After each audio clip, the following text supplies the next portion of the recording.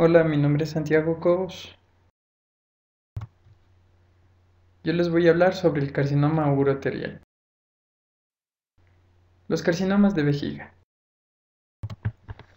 En cuanto a su incidencia, es el segundo más frecuente de los que afectan al tracto genitourinario. Aparece en el 7% en los hombres y en el 2% en las mujeres en los casos nuevos. El diagnóstico se realiza aproximadamente en pacientes a los 65 años de edad.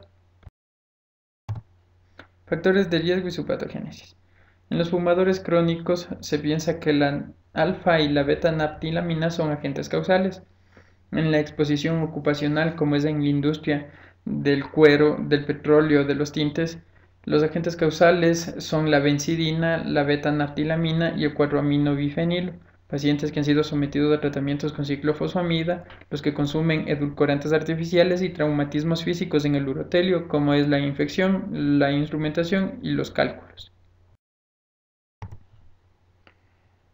El sistema de estadificación más comúnmente usado permite una descripción precisa y simultánea del estadio primario del tumor, del estado de los ganglios y nódulos linfáticos y de los sitios metastásicos.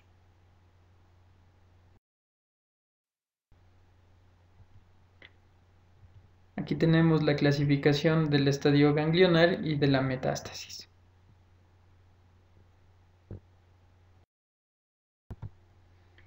Histopatología. El 98% de todos los cánceres de vejiga son neoplasias epiteliales y la mayoría de estas van a ser de células transicionales. El urotelio normal tiene de 3 a 7 capas de células transicionales sobre una lámina basal. La lámina propia va a presentar fibras musculares, las cuales constituyen la muscularis propia, mientras que la pared muscular va a tener fibras en diferentes direcciones en el cuerpo de la vejiga, pero al llegar al cuello se va a diferenciar una capa interna de fibras longitudinales, una media de fibras circulares y una externa de fibras longitudinales. El papiloma está definido como un tumor papilar con fino tallo fibrovascular que sostiene una capa epitelial de células transicionales normales. Es benigno y se presenta en pacientes jóvenes. El carcinoma de células transicionales presenta lesiones papilares, exofíticas, sésiles o ulceradas. Las dos primeras, es decir, papilares o exofíticas, van a ser superficiales, mientras que las sésiles o ulceradas van a ser profundas. También el carcinoma in situ, que va a tener una característica de ser epitelio plano y anaplasia. Carcinoma de células no transicionales. Tenemos al adenocarcinoma, que constituye menos del 2% de los cánceres que afectan a la vejiga. Estos están precedidos generalmente de cistitis y metaplasia, van a ser secretores de moco y van a tener patrones glandulares coloides o en anillo de sello. Los adenocarcinomas primarios se van a presentar en el piso de la vejiga, mientras que los que provienen desde el uraco van a situarse en la cúpula. Al diagnóstico ya va a haber una invasión muscular y la supervivencia es de 5 años menos del 40%. Los carcinomas de células escamosas están entre el 5 y el 10%. Tienen antecedentes de infección crónica, cálculos vesicales o catéteres. Al diagnóstico van a ser nodulares e invasivos y son unas neoplasias mal diferenciadas que van a presentar puentes intercelulares y generalmente el epitelio va a ser queratinizado. También los carcinomas indiferenciados, que van a ser menos del 2%, no tienen elementos epiteliales maduros y van a tener características como tumores neuroendocrinos, y también los tumores de células pequeñas van a ser muy agresivos y se van a presentar con metástasis. El carcinoma mixto va a estar entre el 4 y el 6% y van a tener patrones transicionales, glandulares, escamosos o indiferenciados. Generalmente al diagnóstico van a ser grandes e infiltrantes. Cánceres epiteliales y no epiteliales raros. Dentro de los cánceres epiteliales tenemos a los adenomas vellosos, a los tumores carcinoides, a los carcinosarcomas y a los melanomas. Dentro de los no epiteliales tenemos a los feocromocitomas, a los linfomas, a los coriocarcinomas y tumores mesenquimatosos. También hay tumores por extensión directa que provienen de la próstata, del cérvix uterino y del recto. Y los tumores que son producidos por metástasis, que provienen de los melanomas, linfomas, de los cánceres de estómago, mama, riñón, pulmón e hígado. Los datos clínicos. Dentro de los síntomas tenemos hematuria dentro del 85 al 90% de los pacientes, que puede ser micro o macroscópica. También irritabilidad vesical, como es la disuria, la polacturia y la urgencia miccional.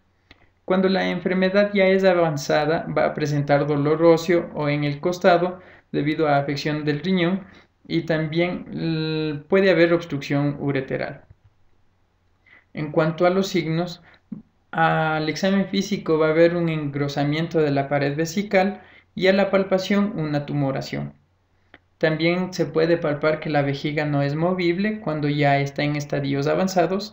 También hepatomegalia y linfadenopatía supraclavicular, así como linfedema, y es muy raro que se presenten nódulos dolorosos con ulceración.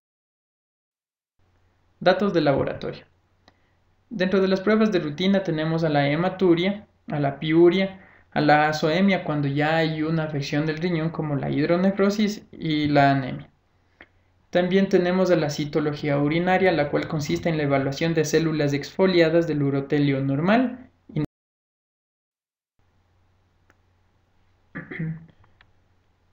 También se puede utilizar marcadores para el diagnóstico como es la BTA, BTA única, BTA TRAC, o también la determinación de proteína urinaria de matriz nuclear o NMP22, los cuales van a detectar proteínas específicas del cáncer en la orina.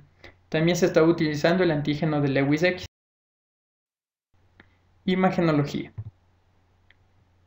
La cistoscopía y la biopsia van a confirmar el diagnóstico de cáncer vesical. Esta va a valorar el tracto urinario superior, así como la profundidad e infiltración del cáncer.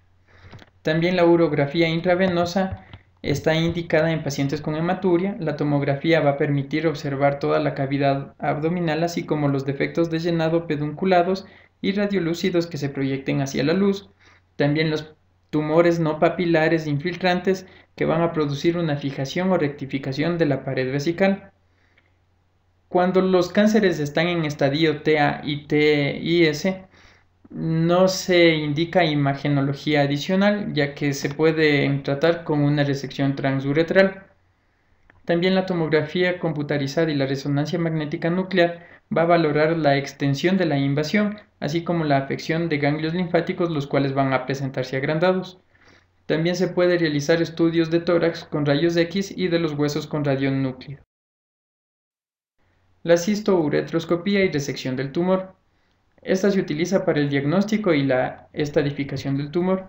Así los de bajo grado van a presentarse como lesiones papilares únicas o múltiples, mientras que los de alto grado van a ser grandes y sésiles. El carcinoma in situ va a caracterizarse por tener áreas aplanadas de eritema y mucosa irregular, y los objetivos de estos van a ser el diagnóstico, el grado de invasión y la completa escisión. La historia natural. La historia natural se basa en dos procesos, la progresión y la recurrencia. La progresión es un riesgo biológico más alto, mientras que la recurrencia sin progresión supone morbilidad sustancial.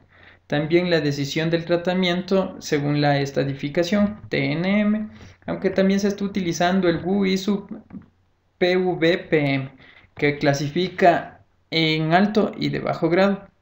El 50 al 70% de estos cánceres van a ser superficiales y el factor pronóstico es la confinación al órgano o metástasis hacia el ganglio o a distancia. La recurrencia generalmente se presenta a los 12 o 24 meses del diagnóstico. La selección del tratamiento depende del estadiaje del tumor. Así, un tumor superficial está indicado resección transuretral seguida de quimioterapia intravesical selectiva o inmunoterapia. Los tumores iniciales de bajo grado, resección transuretral y vigilancia. Los tumores en grado T1, de alto grado, múltiples, grandes, recurrentes o el carcinoma in situ, está indicada quimioterapia intravesical o inmunoterapia después de la resección uretral completa. Mientras que los de estadiaje T2, T3, que están localizados, se recomienda cistectomía parcial o radical, radiación o cirugía, más quimioterapia sistémica. Y los que están en estadio T4B se recomienda quimioterapia sistémica más cirugía, y los que presentan metástasis, quimioterapia sistémica más radiación. El tratamiento. El tratamiento se puede utilizar una quimioterapia intravesical, y este tratamiento va a ser intravesical con el fin profiláctico y terapéutico.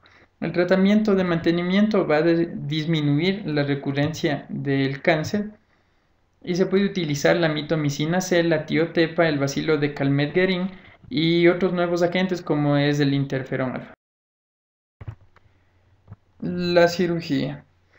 Está recomendada la resección transuretral como forma inicial para todos los cánceres.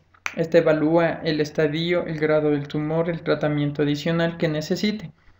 También los cánceres vesicales superficiales van a recurrir del 30 al 80% después de la resección transuretral, y las lesiones solitarias de bajo grado que no tienen recurrencia a los 3 meses está indicada una cistoscopía al año. La cistectomía parcial está indicada en tumores solitarios e infiltrantes entre T1 y T3 que se presenten en la pared posterolateral o en la cúpula, y también en los cánceres que se presenten dentro de un divertículo. La cistectomía radical. Esta consiste en la remoción de órganos pélvicos anteriores en cánceres invasivos. Debe haber una conservación de la uretra que permita la reconstrucción de una neovejiga. También las recurrencias se presentan dentro de los 3 primeros años, y la uretrectomía en cáncer vesical siempre debe ser con un margen ureteral amplio. La disección pélvica bilateral de los ganglios linfáticos debe realizarse simultáneamente con la cistectomía radical, y se puede hacer una derivación urinaria para la excreción de la orina.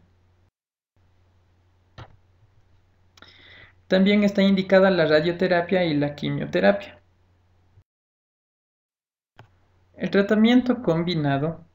Se puede utilizar la quimioterapia como adyuvante, es decir, antes de la cistectomía radical, como coadyuvante después de la cistectomía, y se puede realizar una cistectomía temprana en los no tolerantes a la radio y a la quimioterapia o que no responden al tratamiento. Cánceres ureterales y de la pelvis renal. Incidencia. Abarca el 4% de los cánceres uroteliales. Aparece a los 65 años de edad aproximadamente, en una relación de hombres a mujeres de 2 a 4 en relación a 1. El carcinoma simple del tracto superior puede desarrollar cáncer de vejiga y también contralateral. El cáncer primario de vejiga tiene bajo riesgo de desarrollar cáncer del tracto urinario superior. Etiología. El fumar y la exposición a tintes o solventes industriales, al igual que el cáncer de vejiga, aumentan el riesgo, así como la ingestión excesiva de analgésicos, la nefropatía de los Balcanes y la exposición a torotrasto. Los carcinomas del tracto superior son generalmente superficiales y van a ser bilaterales. La patología. Los carcinomas de células transicionales son los más frecuentes que se presentan en la pelvis y en el uréter. También existen los papilomas, que abarcan del 15 al 20% y son cánceres de bajo grado que tienen una baja incidencia. Generalmente la metástasis más común es a ganglios linfáticos, a hueso y a pulmón. También tenemos a los carcinomas escamosos en un 10%, y al diagnóstico son sésiles e infiltrantes. Tienen antecedentes de inflamación crónica o enfermedad litiásica. Y los adenocarcinomas, que al diagnóstico van a ser muy avanzados. También existen los tumores mesodérmicos, los cuales van a ser muy raros. También los tumores benignos como los pólipos fibroepiteliales, los leiomiomas y los angiomas. También tumores malignos como los leiomiosarcomas y los cánceres por estructuras contiguas y por metástasis. Estadificación y la historia natural. Aquí está una imagen de la clasificación de Batata y TNM para la pelvis renal y el uréter. Los datos clínicos. Tenemos a los signos y síntomas. Dentro de estos están la macrohematuria, aproximadamente entre el 70 y el 90% de los pacientes. Va a haber dolor en el flanco debido a una obstrucción pélvica renal o ureteral. También síntomas irritativos como es la disuria, la polaquiuria, la urgencia miccional, así como anorexia, pérdida de peso y letargia. También se puede palpar una masa en el flanco, también adenopatías supraclaviculares o inguinales, y cuando ya hay una afección mayor, hepatomegalia. Datos de laboratorio. Se van a encontrar la hematuria, que puede ser micro o macroscópica. También cuando hay afección del hígado, las enzimas hepáticas van a estar elevadas. Puede haber piuria y bacteriuria. Y el estudio de células exfoliadas, que tiene una prueba citológica del 20% para cáncer de bajo grado y el 60% para los de alto grado.